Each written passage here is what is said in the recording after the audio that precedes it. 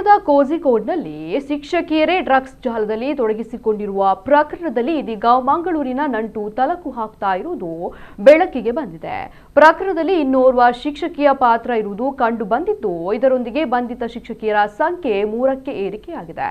MDMA ಮಾದಕ ದ್ರವ್ಯ ಜಾಲದ ತನಿಖೆ ನಡೆಸುತ್ತಿರುವ ಕೋಝಿಕೋಡ್ ಗ್ರಾಮಾಂತರ ಠಾಣೆಯ ಪೊಲೀಸರ ವಿಶೇಷ ತನಿಖಾ ತಂಡವು ಪೆರಂಬ್ರಾ ಬಿಆರ್ಸಿಯ 3ನೇ ವಿಶೇಷ ಶಿಕ್ಷಕಿ ಅವಲ ಕುಟೊತ್ತು ಮೂಲದ ವಿಪಿ ನಿಶ್ಮಾ ಎಂಬಾಕೆಯನ್ನ ಮಂಗಳವಾರ ಬಂಧಿಸಿದೆ. ಈ ಹಿಂದೆ ದೈಹಿಕ ಶಿಕ್ಷಣ ಶಿಕ್ಷಕಿ ಕೀರ್ತನಾ ಮತ್ತು ಕಾವ್ಯ ಎಂಬುವರನ್ನ ಬಂಧಿಸಿ ಅವರನ್ನ ಸೇವೆಯಿಂದ ವಜಾ ಮಾಡಲಾಗಿತ್ತು.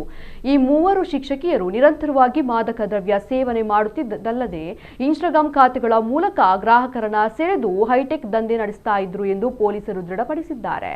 ಮಾದಕ ದ್ರವ್ಯದ ಜಾಲದ ಕೊಂಡಿ ಗಲ್ಫ್ ದೇಶದ ಸಂಖ್ಯೆಗೆ ಲಿಂಕ್ ಆಗಿದ್ದು, ಗಲ್ಫ್ ಸಂಖ್ಯೆಯ ಮೂಲಕ ವಾಟ್ಸ್ಆಪ್ ಸಂದೇಶ ಕಳುಹಿಸಿ ಬುಕಿಂಗ್ ಮಾಡಲಾಗ್ತಾ ಇತ್ತು. ಹಣ ಪಾವತಿಗೆ ಕೀರ್ತನಾ ಅವರ QR ಕೋಡ್ ಬಳಸಲಾಗ್ತಾ ಇತ್ತು. ಪಾವತಿಯಾದ ತಕ್ಷಣ ಡ್ರಗ್ಸ್ ಅಡಗಿಸಿಟ್ಟ ಸ್ಥಳದ ಫೋಟೋ ಕಳುಹಿಸಿ ಡೆಲಿವರಿ ನೀಡಲಾಗ್ತಾ ಇತ್ತು.